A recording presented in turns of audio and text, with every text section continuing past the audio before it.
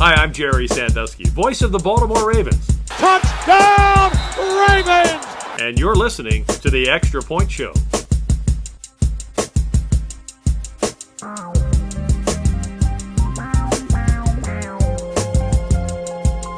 Hello, everybody, and welcome to the Extra Point Show. I'm Vasilios, and thank you so much for tuning in today.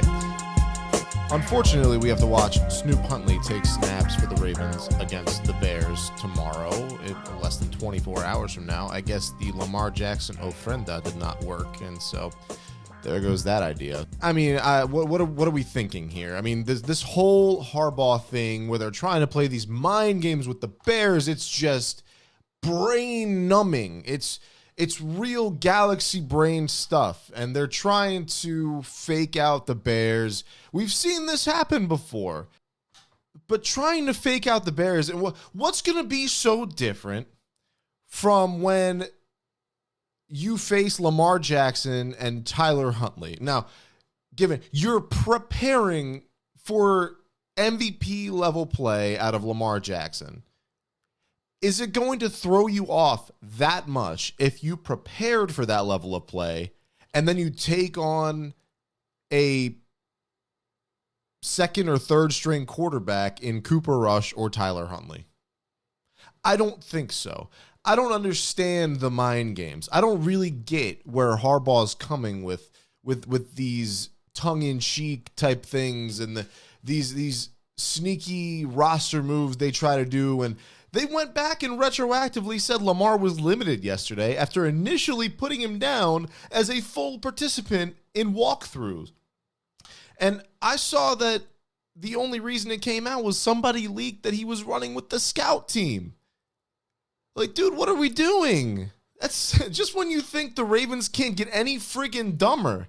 It just gets worse. You literally hit the bottom of the barrel only to find out that bottom is a false bottom and it gives way to another barrel. It doesn't make any sense to me, man. Anyway, let's talk Bears-Ravens. Your Bears are 4-2 heading into this game, beating the Saints 26-14 a week ago and beating the Commanders 25-24 on a last-second field goal 2 weeks prior. 2 weeks in a row, which is pretty interesting, by the way. Well, not really 2 weeks in a row. They had a bye week between the Raiders game and the Commanders game. They had the exact same score in back-to-back games, 25-24. This Bears team is really interesting to me. We saw them lose to the Vikings to start the season, 27-24. We saw them lose to the Lions, and they got a 50-burger put on them, 52-14. And then they've just ripped off 4 straight wins. So starting 0-2 in the Ben Johnson era and ripping off 4 straight wins against mediocre teams. And I hate to call the Commanders mediocre right now because we saw everybody, including myself, fell in love with them last year. And I have a lot of friends that are Commanders fans. And so I hate hating on the team. But they beat the Cowboys. They beat the Raiders. They beat the Commanders. They beat the Saints. The Saints are trash. The Ravens are trash. The Ravens are going to lose tomorrow. If anything, just because, just in spite of all the preparation that the Ravens have done in order to try to fake out the Bears, they're just going to fall flat on their face tomorrow. It's like a kid trying to skateboard, right? Or do anything cool, and they're like, "Hey, mom, dad, watch this." And they do the most mediocre jump they could possibly do. And you got to be like, oh, look how high you jumped. Or they jump and then they fall flat on their face. And then they look at you, start crying. And then you have to decide whether or not you want to coddle them or whether or not you're just going to let them tough it out. That's the exact situation we're in right now with the Baltimore Ravens. Now, again, the Ravens are coming off this bye, so I'll give them a little bit of grace, right? Though they don't really deserve any grace because they've just lost 4 straight games. They're on the flip opposite side of the coin that the Bears are on. The Ravens have lost 38-30 to the Lions on Monday Night Football, lost 37-20 to the Chiefs, 44-10 to the Texans, and I was at that game. That was painful. Not only was it like 85 degrees outside and everybody was baking, and then like just a combination of heat and a combination of just awful football had everybody leaving. That stadium was damn near empty by like the beginning of the second half. And then Matthew Stafford and the Rams come in and they beat you 17-3. The defense had their best showing of the season, but they did it against a Puka Nacua-less Rams offense. We've seen what the Rams can do otherwise. They are a good team. Again, it's not really going so much to say that performance was their best of the season, but that was such a low freaking bar, man. And then to add insult to injury, the offense just still didn't show up. They showed a little bit of life towards the end of the game when Tyler Huntley came in and he milked the clock out and he drove him down the field, but then it just all ended in a whimper. This Bears game, they desperately need this. They have to get back on track with the win. It isn't even Halloween yet, and you have a must-win game at 1-5. That's terrible. Other than 2015, twice in my lifetime, I've never seen this happen with the Ravens before. What happened to this incredible organization, this class act organization, this absolutely like analytical, head in the game, just leagues above everyone else organization? It doesn't exist. That's all fake.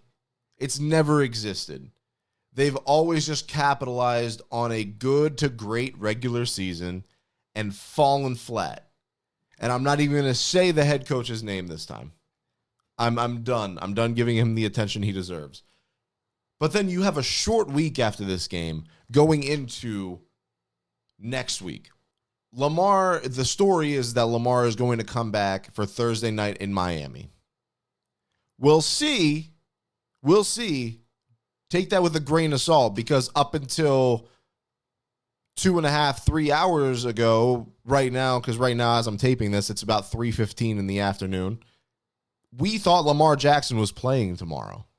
But then not only did the Bears get one pulled over on them, and it doesn't even really matter because I'm sure they were preparing as well as they could anyway, regardless of who was going to play quarterback. We got one pulled over on us as fans, and I feel bad for anybody that thought they were going to that got a ticket for this game thinking that they were going to see Lamar Jackson take the field tomorrow. Now, I don't condone wasting your money on going to watch the Ravens this season, because please, for the love of God, don't show up. Please do not go to these games and give ownership and the coaching staff and the players the satisfaction of showing up when they're still going to go out and put up stinker after stinker after stinker on that football field. Absolutely not. If they turn it around, great. Go support them. But like this is a time right now where fans need to kind of rally and galvanize around this one truth, is that the Ravens are bad. And the only way that you're going to make the organization feel that is by not showing up to the games. When the camera pans over the stadium and you see it's half empty. We see it with baseball when the team is bad, when the Orioles are bad. They pan over the stadium. Oh my God, like the top 2 levels are completely empty and it's just a lower bowl that's filled. It's 162 games. Not every game is going to be a sellout. I get that. But when you have, at the Texans game, the second half of the game, the camera pans around and you see people in droves leaving. This is rock bottom. For as great and consistent of an organization that as this is supposed to be, they have pulled one over on everybody. It is the greatest long con ever. They've gotten everybody over the last quarter century to buy into this franchise. And yes, there has been 2 Super Bowl wins. Don't think I forgot about those, because I wasn't quite old enough to remember the first one, but the second one I enjoyed thoroughly. But since then, we've been looking at just staring back at the past, saying, oh, how great it was, though, and the nostalgia is fantastic. But then you look back at the present day, and we've had nothing like that. Lamar Jackson has made football exciting in Baltimore again, and I'm one of his biggest supporters. Back from when everybody was doubting him heading from 2018 into 2019, I was like, nah, this guy's going to turn it around. And I'm not trying to pat myself on the back, but he's done that. And he saved the jobs of the coaches on the staff. Say what you will about Lamar Jackson having the digestive system and the immune system of a 3 to 5 year old child. He's still the greatest quarterback to ever don Ravens purple. I think it's that there's no debate there. He's won 2 MVPs. You're not guaranteed to ever see a Ravens MVP again. The fact that we've gotten to see a Raven win MVP twice in a 5-year span is incredible. We're never going to see this again. And if we do, please go play the lottery.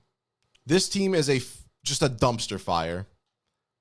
Please expect the worst tomorrow. If the Ravens somehow, some way win this game against the Bears, don't take that as a sign that things are turning around. This Bears team is just as flawed as their 0-2 starting record would have indicated, their first 2 games. They are not perfect by any stretch. They are still missing defensive backs. Their quarterback is still prone to the just back-breaking mistake. They're not a good to great team yet. The Ravens, on paper, heading into this season, were supposed to be a great team. They still have the manpower to be great. They have the quarterback to be great. There is a lot of work needed on this Ravens team. You need to clean out this coaching staff, and I'm saying it week in and week out, and I know it gets exhausting hearing me say this same thing over and over. I sound like a broken record, man. But the only way this is going to get better is by making a change. You can't stay stagnant all the time and run the same teams and staff back every single year. That's insanity. You're doing the same thing over and over and expecting there to be a different result. And I know it's football. I know it's any given Sunday. And sometimes you just need the ball to bounce your way, or you need a couple of key injuries to hit one of your division rivals. And sometimes that just like shifts everything in your favor. But the Ravens haven't gotten any of those breaks this year. The Ravens haven't had a chance to capitalize on anything because they're too busy shooting themselves in the foot. They have these problems year in and year out, some bigger than others. This time, everything came cascading down right as soon as Derrick Henry fumbled the ball away in that first game against Buffalo.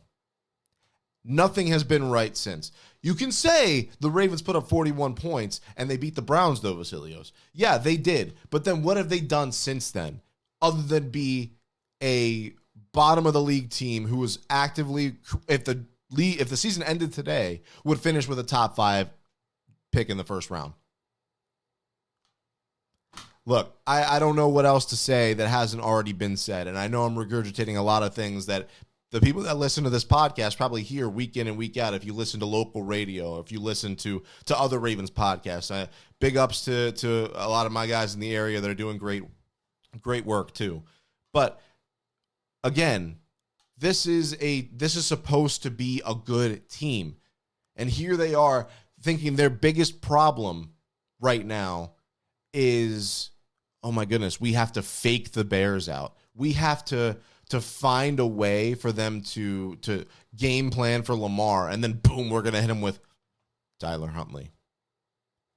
Great plan, guys. Great game plan. I really hope you put as much thought into your offensive and defensive game plan as you did with the mind games that you're trying to play with Ben Johnson and his crew.